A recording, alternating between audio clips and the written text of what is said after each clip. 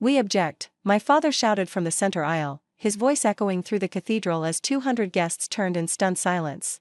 "She's marrying a nobody for money, a man we've never met, never approved, never been allowed to evaluate. This is clearly a scam targeting our family's wealth."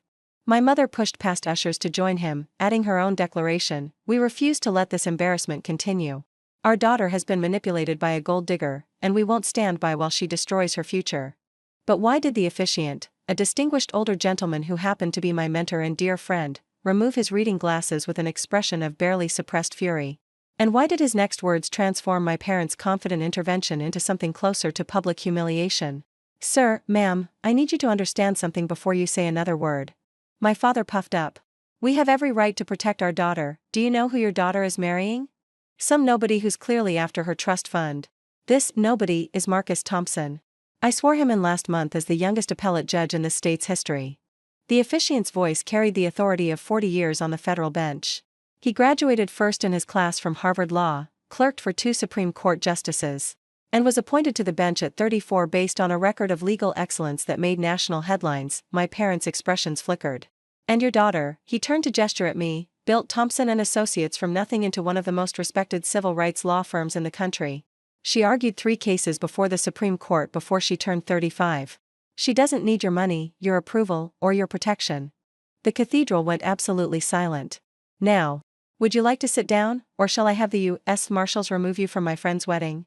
My parents had always believed they owned me. Not in the crude sense of property, but in the subtler sense of investment returns. They'd funded my education, supported my career ambitions, and provided the financial safety net that let me take risks. In their minds, this created an ownership stake in my decisions, particularly the decision of whom to marry. Marriage is a merger, my father had told me throughout my 20s. You don't merge with just anyone. You choose partners who enhance your position, strengthen your portfolio, expand your influence. In their world, I should have married someone from their social circle, the son of a business associate, a fellow heir to old money, someone whose family they could evaluate and approve. Instead, I'd met Marcus at a legal conference, fallen in love with his brilliant mind and generous heart, and built a life entirely separate from my parents' sphere of influence. They'd never forgiven me for the independence. The estrangement had begun 5 years before the wedding.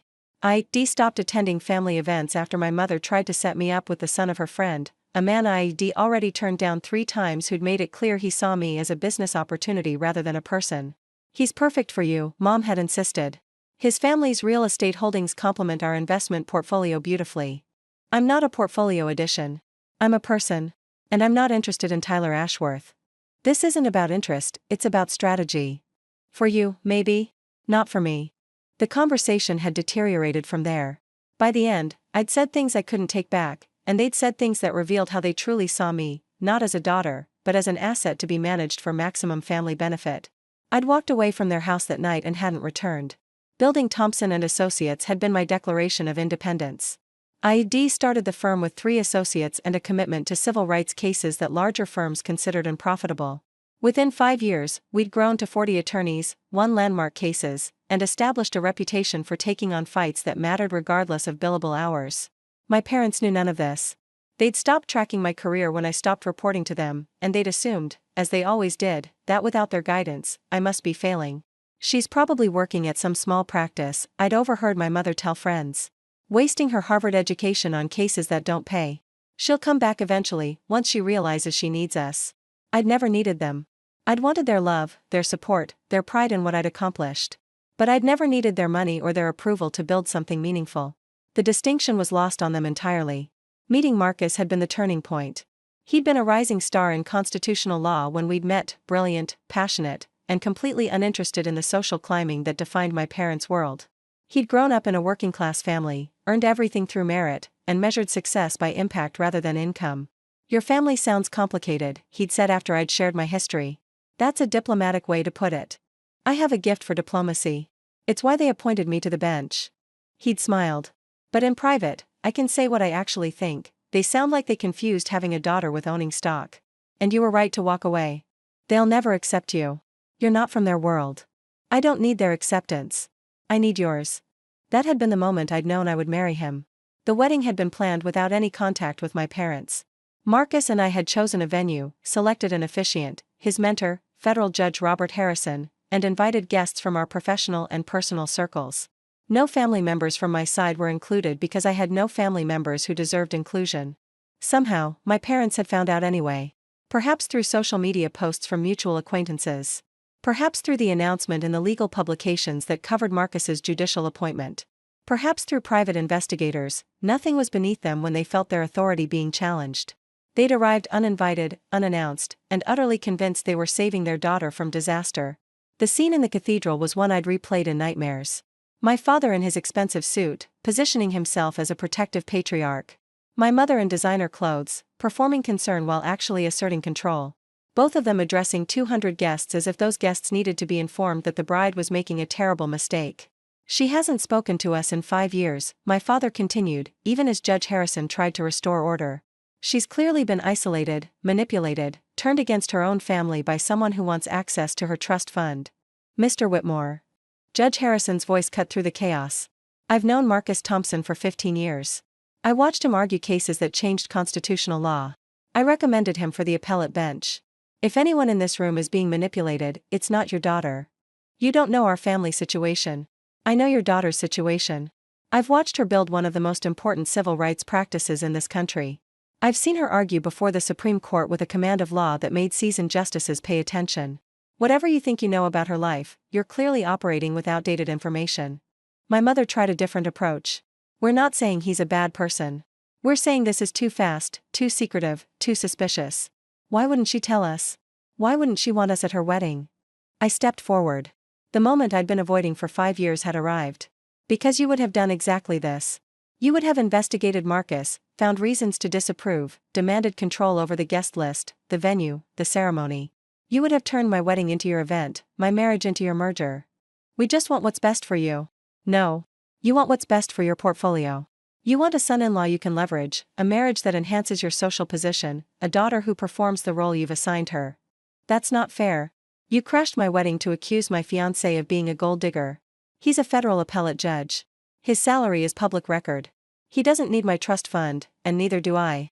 I haven't touched that money in 10 years because I didn't want you to have any claim on my choices. The guests, mostly attorneys and judges who understood power dynamics, watched in fascinated silence. I stopped speaking to you because you couldn't accept that I'm a person, not a property. And you've just proven, in front of 200 witnesses, that nothing has changed.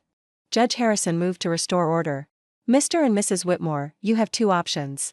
You can take seats in the back and witness your daughter's wedding quietly. Or you can be removed by federal marshals and miss it entirely. I suggest you choose quickly. My father's face had gone red with humiliation.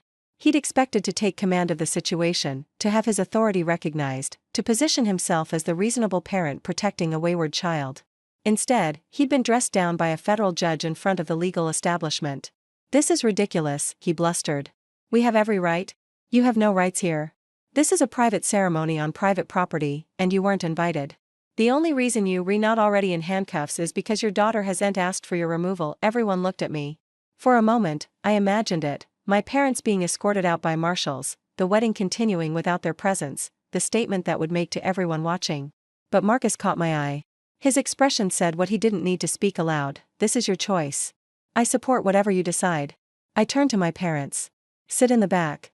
Don't speak. Don't approach us during the reception.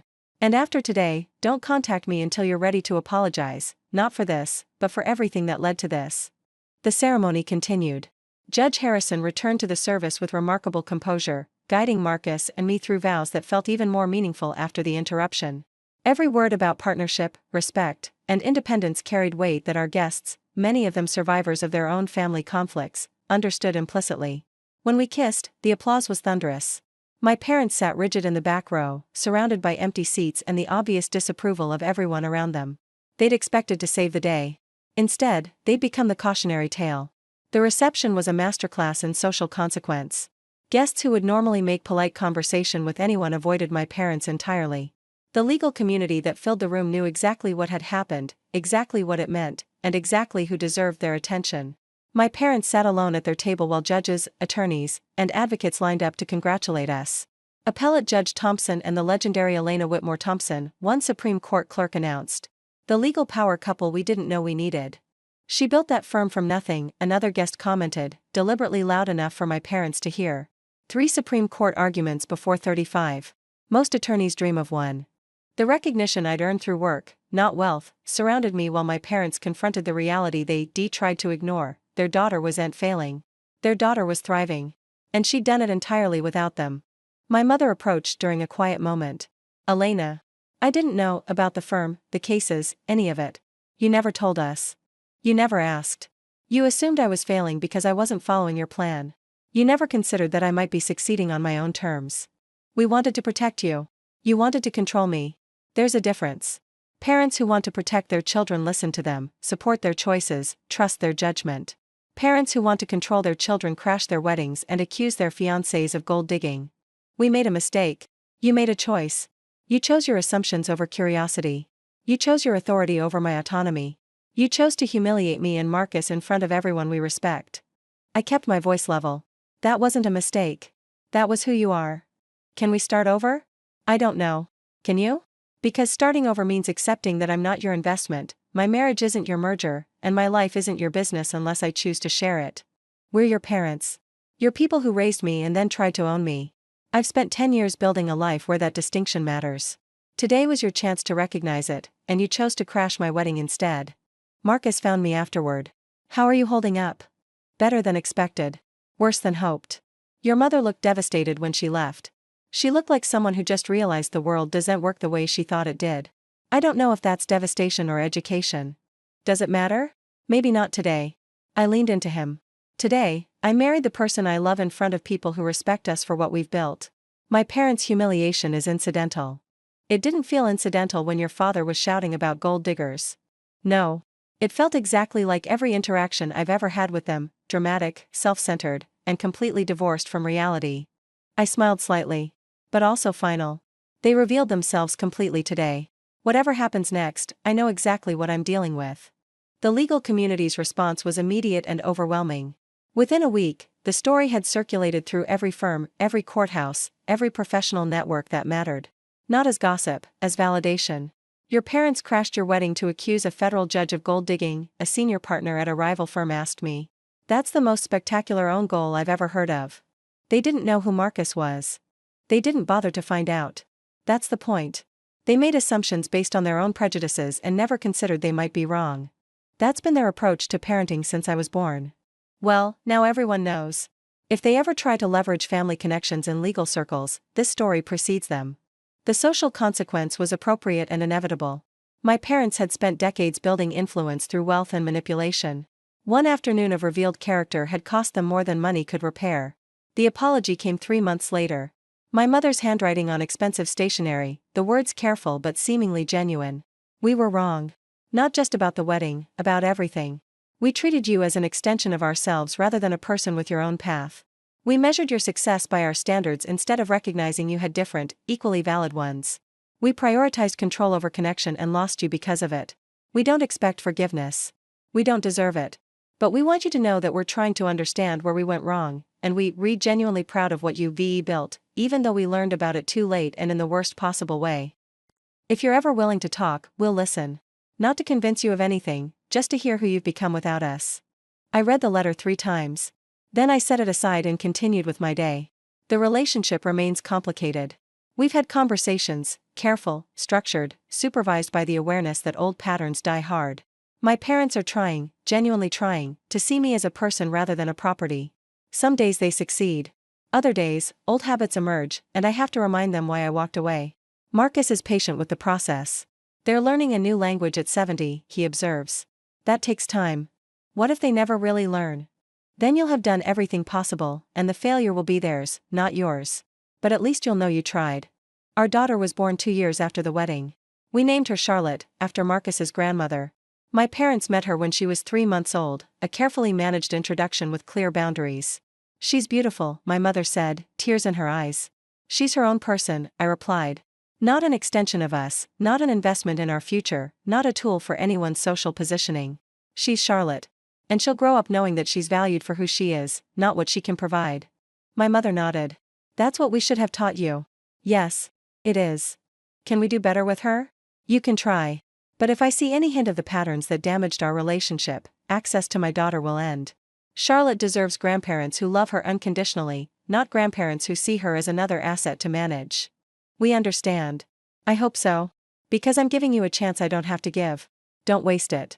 Judge Harrison officiated our vow renewal on our 5th anniversary. My parents attended, invited this time, seated in the front row, behaving with the respect they should have shown from the beginning. 5 years ago, Judge Harrison said, this ceremony was interrupted by people who couldn't recognize their daughter's choices as valid. Today, those same people are here as guests, witnesses to a marriage they've learned to respect. He looked at my parents with something approaching warmth. Growth is possible. Reconciliation is possible. Not because the wrong party forgives easily, but because the wrong party finally learns to see clearly. This family has done that hard work. This marriage is stronger because of it. Marcus squeezed my hand. My mother wiped tears from her eyes. And I finally allowed myself to believe that the people who raised me might have become the people I needed all along. They crashed my wedding to object, calling my fiancé a nobody and a gold digger. They didn't know he was a federal appellate judge. They didn't know I'd built one of the most successful civil rights firms in the country. They didn't know because they never bothered to learn. They assumed their daughter's independence meant failure, and they'd assumed they had the right to intervene. The officiant who corrected them was a federal judge. The guests who witnessed their humiliation were the legal establishment. And the daughter they tried to protect had protected herself for a decade without their help. They crashed my wedding expecting to save me. Instead, they revealed everything I'd spent years escaping. The gold digger turned out to be a judge. The failure turned out to be a legend. And the parents who wanted control turned out to be the only ones who needed saving from themselves.